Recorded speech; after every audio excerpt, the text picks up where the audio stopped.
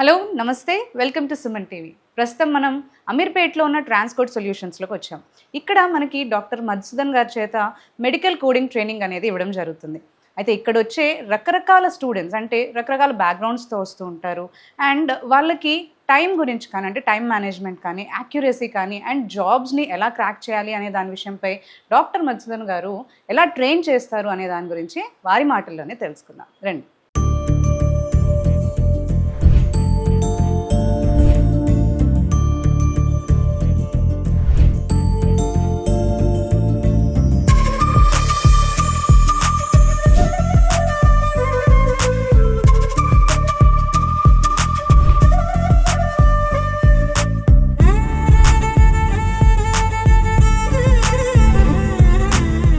నమస్తే అండి మధుసూదన్ గారు. నమస్తే మేడం.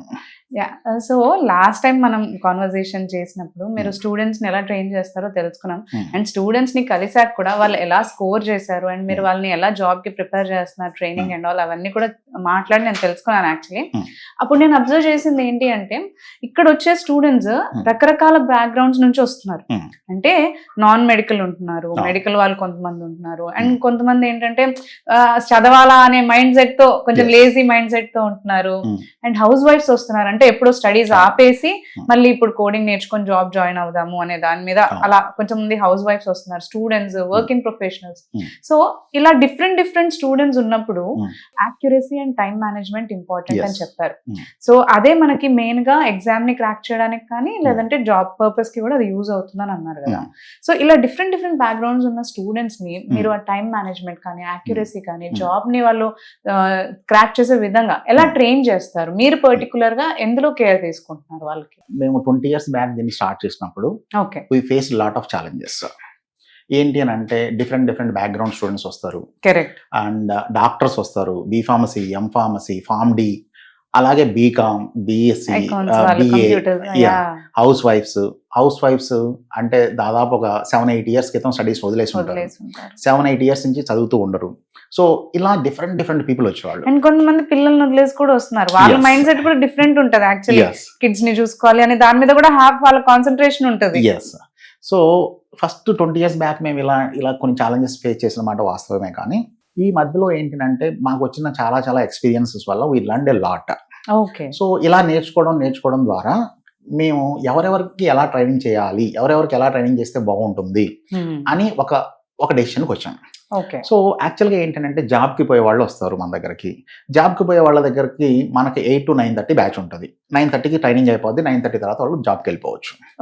అదే హౌస్ వైఫ్స్ అనుకోండి, హౌస్ వైఫ్స్ 8 o'clock రాలేరు కదా, వాళ్ళకి ఇంట్లో పొద్దునే ప్రాబ్లమ్స్ ఉంటాయి, అండ్ పిల్లల్ని రెడీ చేయాల్సి ఉంటుంది, హస్బెండ్కి బాక్స్ కట్టాల్సి ఉంటుంది, సంథింగ్. సో ఇలాంటి వాళ్ళకంతా మేము ఏం చేస్తామంటే 10 o'clockకి బ్యాచ్ స్టార్ట్ చేస్తాం. సో వాళ్ళు 10 to 11:30 వాళ్ళ పనులని చేసుకొని బ్యాచ్కి రావచ్చు. 10 to 11:30 అలా వాళ్ళకి బ్యాచ్ స్టార్ట్ చేస్తాం. సో ఇక్కడ మనం ఏంటి అని అంటే ఎంత ప్రొఫెషనల్స్ వచ్చినా, ఎంత బీకామ్, బిఏ ఇలాంటి స్టూడెంట్స్ వచ్చినా మనం ట్రైన్ చేసే విధానం ఎలా ఉంటుందంటే బిఏ, బీకామ్ వాళ్ళ దృష్టిలో పెట్టుకుని ట్రైన్ చేస్తాం. విచ్ మీన్స్ అంటే వాళ్ళకి ఏం తెలియదు కంప్లీట్లీ మెడికల్ గురించి అని అనుకోని. కాకపోతే ఇక్కడ ఏంటంటే madam, science background, non science background అంటారు, కానీ ఇది సైన్స్ కాదు, మెడిసిన్, ఇద్దరు ఒకటే. సైన్స్ బ్యాక్గ్రౌండ్ వాళ్ళు అనుకుంటారు మాకు తెలుసు అని, కానీ తెలియదు యాక్చువల్గా చెప్పాలంటే. So non science background, science background ఏమీ దృష్టిలో పెట్టుకోకుండా మేము బేసిక్ ABCDs దగ్గర నుంచి ట్రైన్ చేస్తున్నట్టుగా మొదలు పెడతాం. అంటే ఎలాగా అంటే ఇప్పుడు కార్డియో అంటే హార్ట్, నెఫ్రో అంటే కిడ్నీ, హెపటో అంటే లివరు, అక్కడి నుంచి మొదలు పెడతాం. వాళ్ళు ఆ స్టేజ్ నుంచి నేర్చుకోవడం మొదలు పెడతారు. ఆ స్టేజ్ నుంచి నేర్చుకొని అడ్వాన్స్డ్ వరకు వెళ్ళడం జరుగుతుంది. ఇక్కడ మా ట్రైనింగ్ లో ఏం చేస్తాము అని అంటే కొన్ని చాప్టర్స్ అయిపోయిన తర్వాత టెస్ట్లు పెట్టడం, దాని తర్వాత ఇప్పుడు మొబైల్ యాప్ లో వాళ్ళకి క్వశ్చన్స్ ఇచ్చేస్తాం. వాళ్ళు మొబైల్ యాప్ లో టెస్ట్లు రాయాల్సి ఉంటుంది. ఓకే, సో అలాగే టెస్ట్లు అయిపోయిన తర్వాత కొంతమందికి 50 marks టెస్ట్ పెట్టామనుకోండి, కొంతమందికి 40 above వస్తాయి, కొంతమందికి 20 వస్తాయి, కొంతమంది 30 వస్తాయి. ఇలాంటి వాళ్ళకి మళ్ళీ రిపిటేషన్ టెస్ట్లు పెట్టడం. వాళ్ళకి వాళ్ళు ఎంత స్కోర్ చేశారు దాన్ని బట్టి వాళ్ళు ఎలా పర్ఫార్మ్ చేస్తుందనేది మీకు తెలుస్తుంది కాబట్టి టెస్ట్లు పెట్టడం. అండ్ కొంతమంది మరీ డల్ గా ఉన్న వాళ్ళకి అదే ఎగ్జామ్ ని 2-3 సార్లు రాపించడం. ఇలా డిఫరెంట్ మెథడ్స్ లో వాళ్ళని ట్రైన్ చేయడం జరుగుతుంది. అట్లాంటప్పుడు మీకంటే పర్టికులర్ స్టూడెంట్ మీద ఫోకస్ అనేది ఉండాలి ఖచ్చితంగా. ఎవ్రీ ఇండివిజువల్ స్టూడెంట్ మీద మీకు ఫోకస్ ఉంటుంది. అయితే ఎవ్రీ ఇండివిజువల్ మీద ఫోకస్ ఉంటుంది. అండ్ ఇంకొకటి ఏంటి అంటే ఇప్పుడున్న ఎగ్జామ్ 4 hours ఎగ్జామ్. అంటే మన ఇండియన్ ఎగ్జామ్స్ మొత్తం 10th క్లాస్ నుంచి ఐఏఎస్ వరకు ఏ ఎగ్జామ్ తీసుకున్నా 3 hours ఎగ్జామ్ అంది. ఇప్పుడు 4 hours ఎగ్జామ్ ఉంటుంది, ఏఏపిసి సిపిసి ఎగ్జామ్. కానీ ఇంతకు ముందు 5 hours 40 minutes అంటే 6 hours ఎగ్జామ్ ఉండేది ఇంత ముందు. 2022 దగ్గర నుంచి దీన్ని 4 hours కి కుదించారు. అయితే ఏదైనా సరే మనకు 3 hours కంటే ఎక్కువే కదా, కానీ ఈ 4 hours టైం అనేది వీళ్ళకి ఎగ్జామ్ రాయడానికి సరిపోదు. సో దీనికోసం మనం చాలా టైం మేనేజ్మెంట్ టెక్నిక్స్ అనేది వాళ్ళకి చెప్పాల్సి ఉంటుంది. సో క్వశ్చన్ పేపర్ అంటాం కానీ అది పేపర్ లాగా ఉండదు, ఒక పెద్ద బుక్ లాగా ఉంటుంది. ఓకే, సో ఈ క్వశ్చన్ పేపర్ ని వాళ్ళు 4 hours లో అనలైజ్ చేసి ఎగ్జామ్ క్రాక్ చేయాల్సి ఉంటుంది. అంటే ఎన్ని క్వశ్చన్స్ అని ఏమన్నా ఉంటుందా? 100 questions ఉంటాయి. ఒక్కొక్క క్వశ్చన్ కి మనం 2 minutes టైం మేనేజ్ చేయాల్సి ఉంటుంది. సో ఒక్కొక్క క్వశ్చన్ కి 2 minutes కంటే ఎక్కువ టైం స్పెండ్ చేసాము అని అంటే మిగతా క్వశ్చన్స్ కి మనం అన్యాయం చేసిన వాళ్ళం అవుతాం, టైం ఉండదు.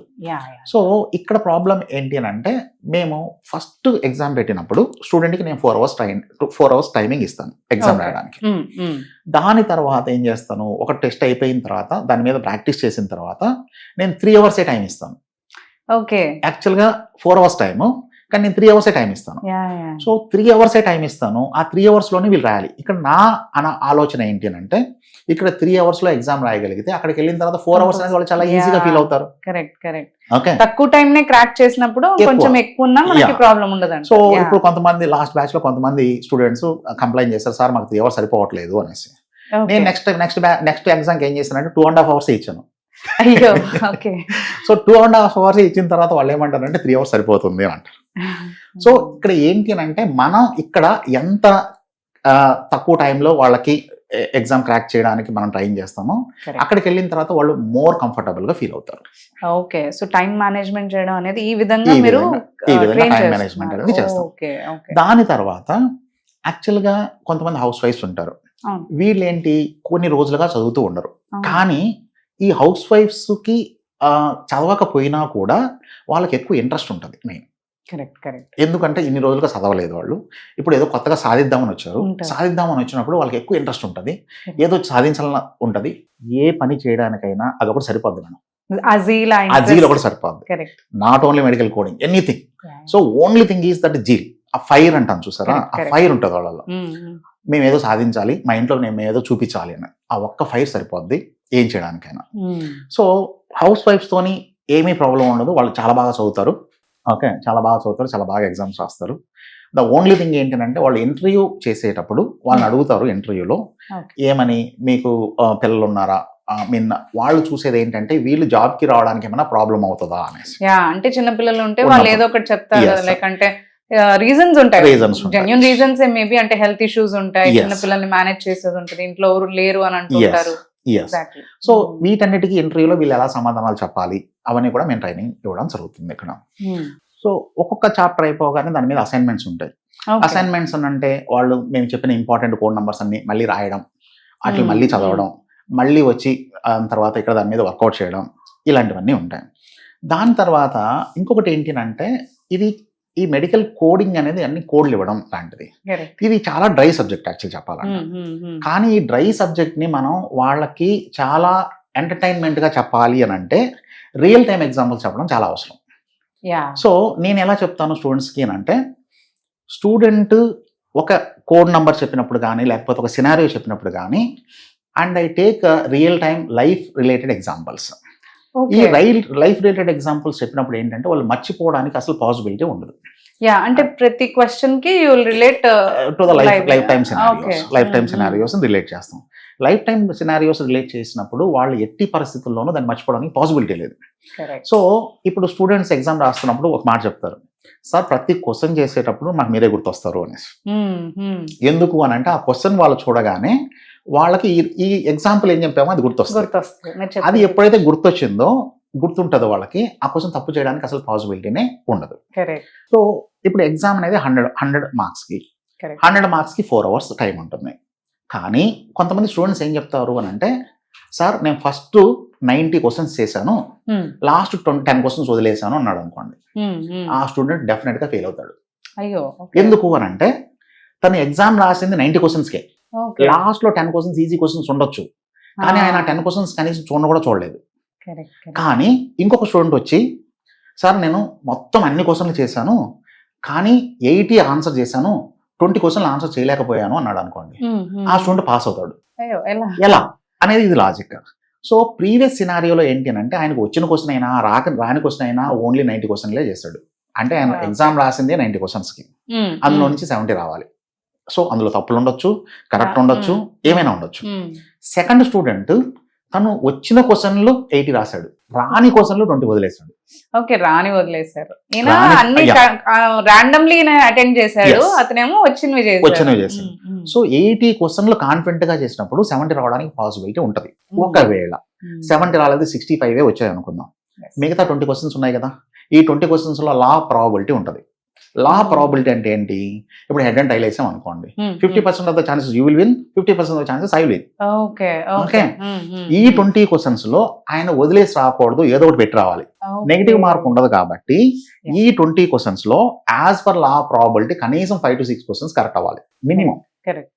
అండ్ ఇంకొకటి ఏంటంటే, ఏ స్టూడెంట్ ఏ క్వశ్చన్ తీసుకున్నా కూడా అట్లీస్ట్ 2 ఆప్షన్స్ ఈజీగా ఎలిమినేట్ చేసే మెథడ్ నేను చెప్తాను. Minimum 2 options. ఎంత డల్ స్టూడెంట్ అయినా 2 ఆప్షన్స్ ఎలిమినేట్ చేసేస్తాడు. అంటే 20 క్వశ్చన్స్ రాలేదు అన్నాం అనుకోండి, అందులో 2 ఆప్షన్స్ ఎలిమినేట్ చేసాం అనుకోండి, అప్పుడు ప్రాబిలిటీ 50% అవుతుంది. ఓకే, ఎందుకు? ABCD 4 ఆప్షన్స్ ఉన్నప్పుడు ప్రాబిలిటీ 25%. అదే 2 ఆప్షన్స్ ఎగిరిపోయాయి అని అంటే, మన కౌన్ బరే కరోడ్పతిలో లాగా 2 ఆప్షన్స్ ఎలిమినేట్ చేసినప్పుడు అప్పుడు ఏమవుతుంది? 50% ఇంక్రీజ్ అవుతాయి.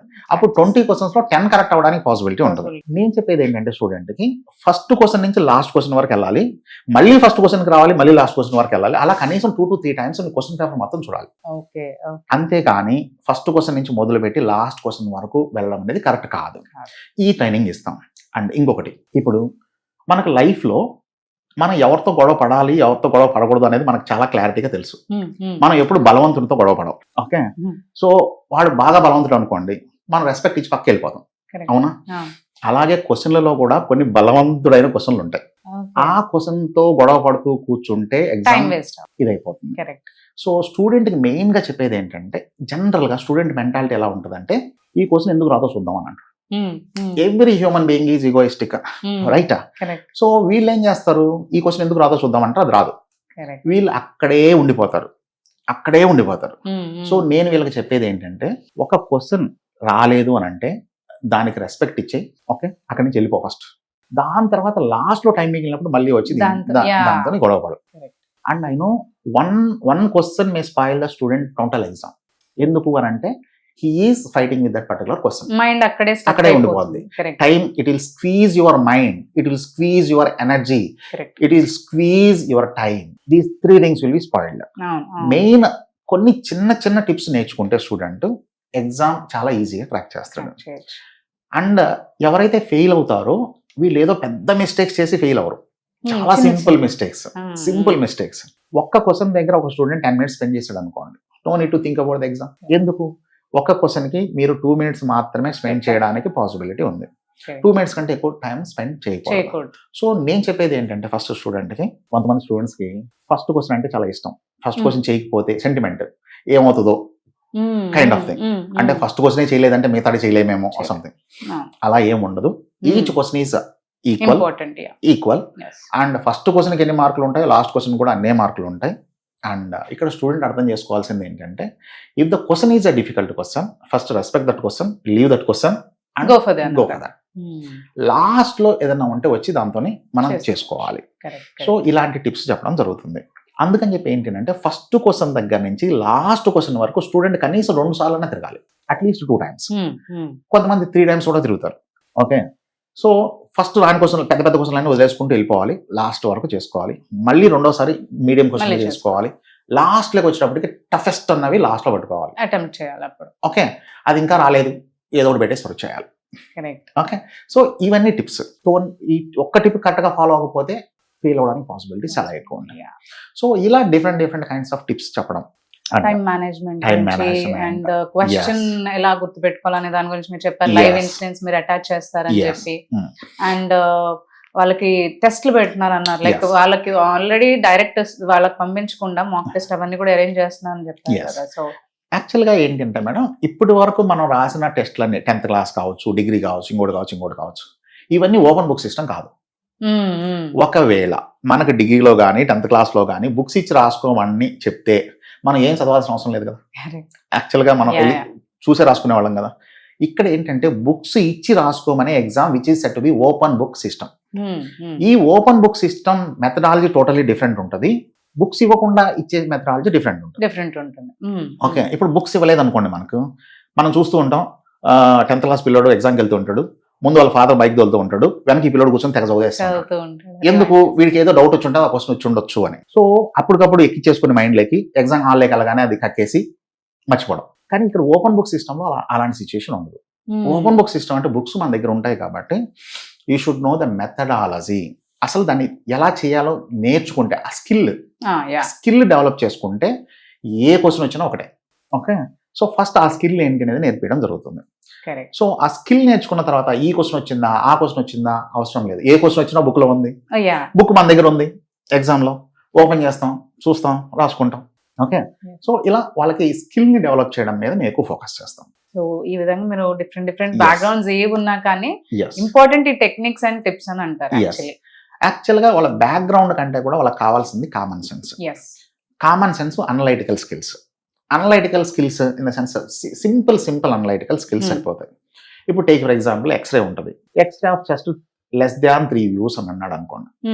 లెస్ దాన్ 3 views అన్నప్పుడు 1 view is less than 3 views, 2 views is less than 3 views, but 3 views is not less than 3 views.